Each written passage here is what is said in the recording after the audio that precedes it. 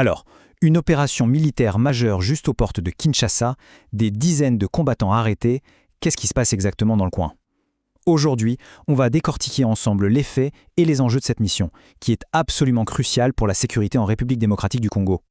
Le premier bilan vient de tomber et les chiffres sont assez parlants. D'abord, 60 miliciens ont été capturés. C'est un chiffre vraiment conséquent. Et ça montre déjà une certaine efficacité de l'assaut. Et ce n'est pas tout. À ces 60 captures, il faut ajouter 9 autres miliciens qui ont été, je cite, neutralisés. Bon, soyons clairs, dans le jargon militaire, neutralisés, ça veut dire qu'ils ont été tués pendant les combats. C'est un bilan lourd et ça donne une idée de l'intensité des affrontements. Ces chiffres, évidemment, ils ne sortent pas de nulle part.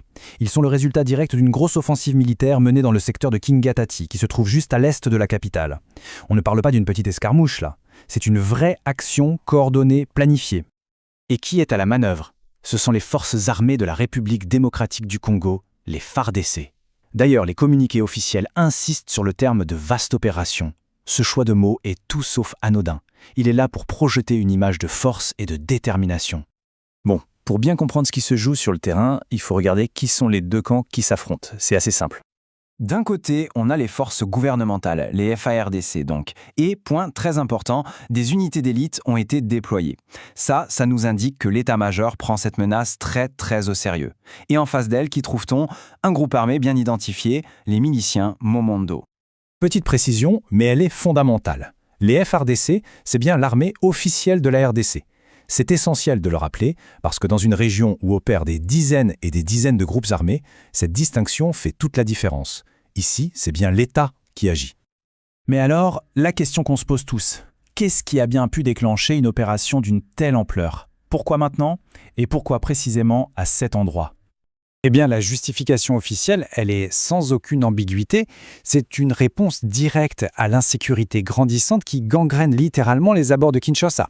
L'idée, ce n'est pas juste de repousser une menace ponctuelle, c'est de pacifier pour de bon des zones qui étaient devenues dangereuses.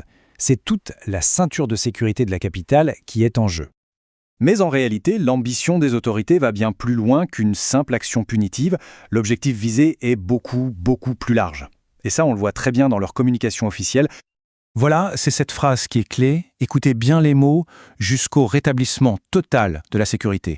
Ce n'est pas du tout la promesse d'une mission rapide. Ce mot « total », il engage l'armée dans une campagne qui pourrait être longue, difficile et qui n'a pas de date de fin. La stratégie se dessine donc en deux temps. Première étape, l'action immédiate. On continue les opérations, on maintient la pression sur le terrain. Facile à dire. Mais c'est la deuxième étape qui est le véritable défi.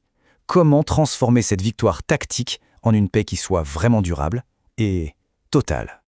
Alors, si on fait le point, on a des résultats militaires concrets d'un côté et un objectif politique qui est, on peut le dire, extrêmement ambitieux de l'autre. D'un côté, on a donc des résultats tangibles, chiffrés, 60 personnes capturées, 9 neutralisées. De l'autre, on a cette promesse, la sécurité totale. Et c'est justement dans cet écart, ce fossé entre le bilan d'aujourd'hui et l'objectif de demain que se trouve toute la complexité de la situation. Ce qui nous amène à la question finale, la seule qui compte vraiment. Cette démonstration de force, aussi réussie soit-elle sur le papier, est-ce qu'elle suffira à ramener une sécurité durable? Est-ce que les habitants de Kinshasa et de ses alentours peuvent vraiment dormir sur leurs deux oreilles? Le vrai succès de cette campagne, il ne se mesurera pas en nombre de captures, mais bien dans la réponse à long terme qu'on pourra apporter à cette question. Abonnez-vous pour ne rien rater de l'actualité internationale et des enjeux diplomatiques de